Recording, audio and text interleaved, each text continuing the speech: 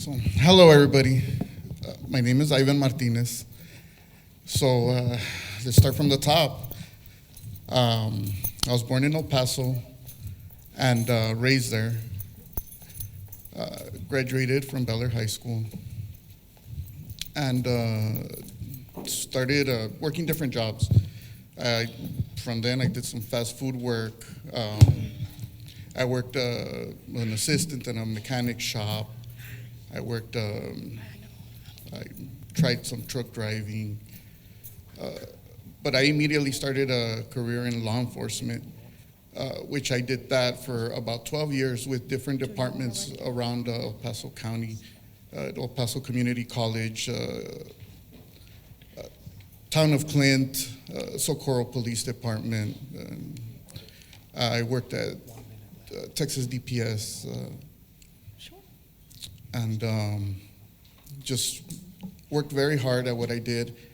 From there, I did some traveling. I met my wife. We got married, and we had our first child. Okay. And she was an awesome blessing, Okay. great blessing, which brought us closer together, and started seeking God, which was very awesome, and started traveling. We got to see different places. On top of the experience at my work, went to Washington State, at Tri-Cities. I got to see that area and learn a little bit about there. Arizona, in Mesa, got to see that area, and ended up coming back to El Paso. Hello, I'm Teresa Winkles. I was born and raised in Midland, graduated from Midland High School, attended college at Angelo State University, where I have a degree in business. I met my husband Ken there. We've been married nearly 41 years. We have 2 children, both of them graduates from Pecos High School. I have worked at Security State Bank, Winkles Trucks, was the branch manager for West Texas National Bank. I am currently working for the Reeves County Groundwater Conservation District, but I am retiring April 30th. I am an active member of the Pecos Rotary Club. I have served 2 different terms as president, and I'm currently the secretary. I am the treasurer for the Pecos Golf Association. I have been appointed by former Councilman Louise Moore, County Commissioner Louise Moore, to be the secretary of the Pecos Golf Advisory Group. Prior to Ken's death, we began helping him with the Pecos Food Bank and the Christian Home. And since he has died, we have taken over the food bank and the Christian Home, so we give out food boxes twice a month. And my hobbies include golf, crochet, and crafts in general. My name is Conrado Saldana, and I've been a councilman for the last 4 years, my first term. And one of the reasons that I ran is because I left Pecos 35 years. Once I graduated from Pecos High School, I went to Odessa. I went to work in the oil field. I worked in the oil field for 41 years. I recently retired. So now I am home, and it's not retirement at home, let me tell you. I'm sore, everything hurts that hadn't hurt in a long time. But I have 4 boys. They're all working in the oil field, and we're raising 2 grandkids. We're very proud to be back in Pecos. I'm the associate pastor at Calvary Church with Pastor Ron Garcia. I'm very much involved in ministry. I love it. That's hopefully one day that'll be my call to do once whatever God wants next is that.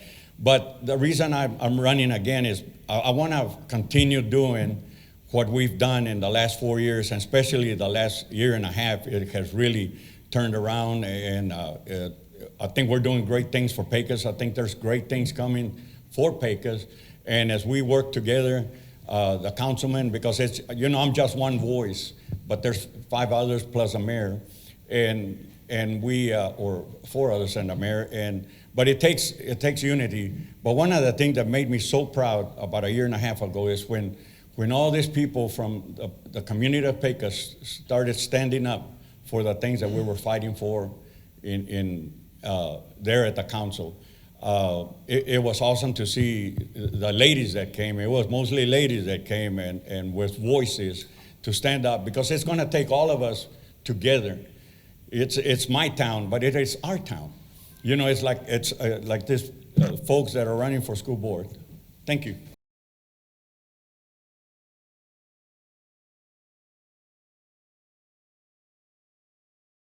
I have made Pecos my home. I have been here since 2019. I came to work at the prison, and I met a lot of great people, and you know, I brought my family over, and we've been living here ever since. And it's great. I love the people. You know, we've become part of the community, and we love the atmosphere here. Our friends that we gather with, you know, to bless each other, to pray for each other, and I think we need that here.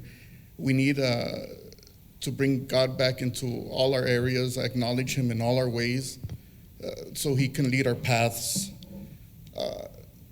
And I believe it's very important for this city, for us. Recently, we did have an earthquake, and I see things like that as a sign that we need to get back to our roots, our first love, and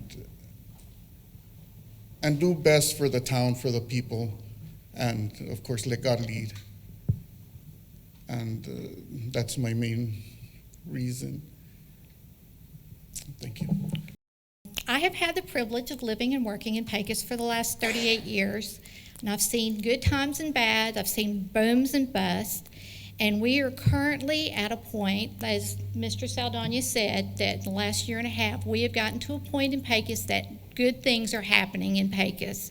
And I just want to be able to help the council in furthering the growth of Pecos, hoping that national chains will come in and see Pecos as a market for their business, and also be able to bring a positive attitude and continue our work with the county commissioners, with the school board, with the ESDs, because it's going to take everybody working together to make Pecos grow.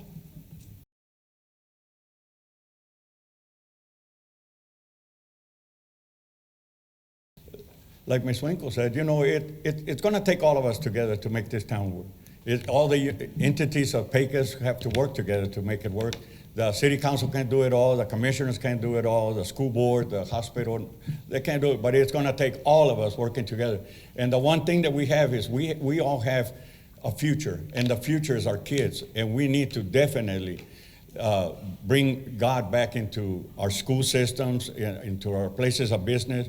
When I was working, every meeting we had, I always prayed for our meetings at work, and still today, you know, we have to make that a matter of prayer for our town. Our town is growing, but just like new things are coming, we also have bad things that are coming into the town, and it's going to take all of us to kind of shift so that we can get that balance of what we need in this community. And this community is a great community. We have great kids, you know, but they don't come back. I like to see them come back. I like to see our industries open up where the kids can come back and be our future, because that's who they are. It's our future. Thank you.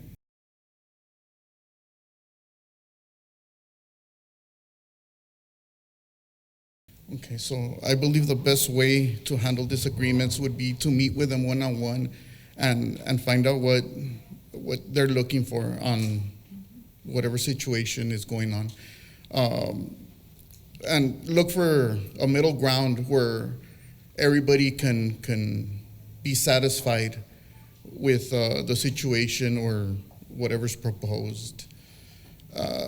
And basically just working together and listening, being able to take input, and not just from city council or other officials, but from everybody, the whole town.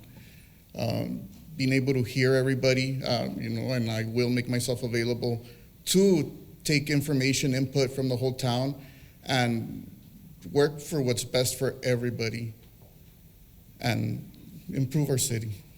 Thank you. I think the key to resolving any issue is listening to all sides of the argument. Do not take sides. You have to find a mutual solution that everyone is willing to work towards. And if it happens during a meeting, I think the issue should be tabled and handled in private. It should not be out in public. So basically, it's just making sure that you listen to all sides of any situation and getting the parties to work together.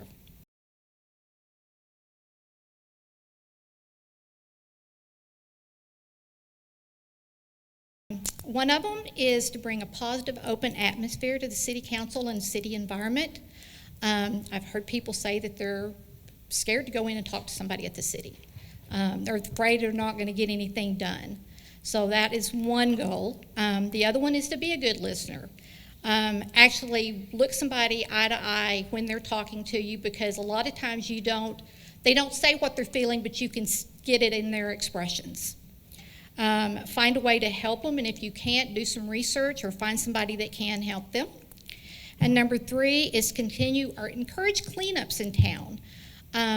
I've heard people, out-of-towners, say how dirty Pecos looks. People need to take pride in our town. We've got a beautiful city if people just keep it cleaned up.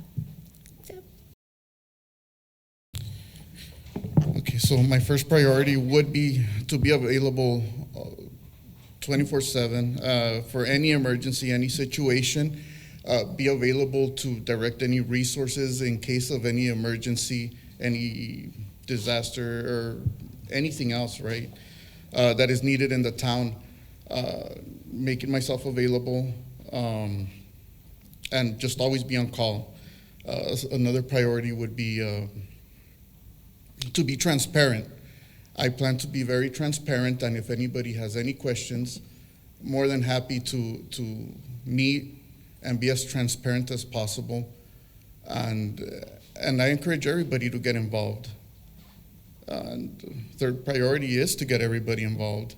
So everybody can be in agreement with what happens here in the city, and we can work towards bettering our city the way we want to, and most importantly for our kids. So I have 4 daughters, and I would love for them to be able to live here and invest here and set roots here, as well as I'm trying to do the best that I can here in this city. Thank you.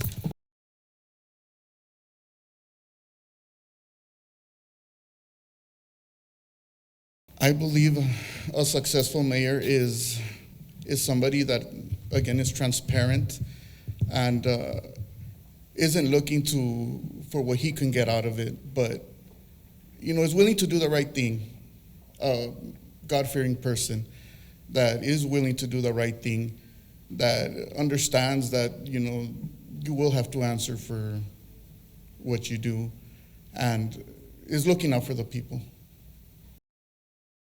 I keep going back to this listening thing, but I think that the mayor needs to be in a position that they can listen to issues from citizens, from city council members, from city employees.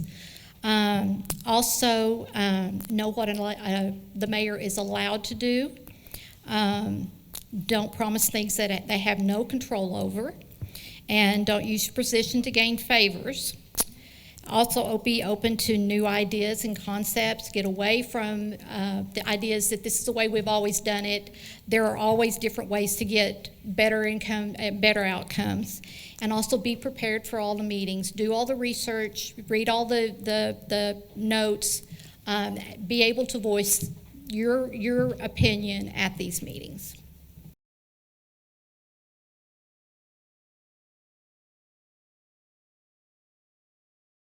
Improved communication. I keep harping on that. Between the city, whether it's the county, the council, the member, the mayor, or the employees and the citizens of Pecos. Would like to see a city hall where people aren't afraid to come in and talk. They're not afraid to come in and have a complaint. They know that if they come in and have an issue, that they're going to get an answer for that. I would like to improve, again, how it was mentioned, cleaner city. It makes an impact at visitors, what they see. I would definitely like to improve the housing situation. I believe we need more housing in this city. So that would be something I would like to look at and improve here. I believe that's very important for all of us. The people I've talked to, they've told me about how they want their children to come back home and they can't because it's very difficult to find housing, and what does come up available, it's very expensive. So I believe that's something that we need to look at and try to find a solution to.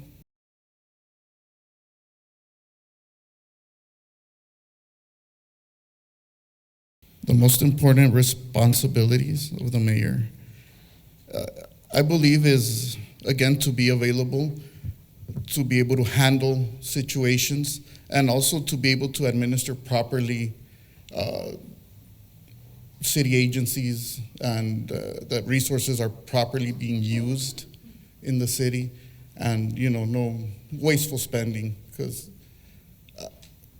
I understand that as taxpayers, that can be very frustrating to see any wasteful spending or just misuse of public funds or property. So I believe that's a very important thing that we need to keep an eye on. Thank you. I think that the mayor needs to be a positive face for Pecos, for the citizens, and for the city council. They need to attend all the meetings that are required. They need to be active in local organizations. They need to be respectful of people, and they need to be a good role model for our youth.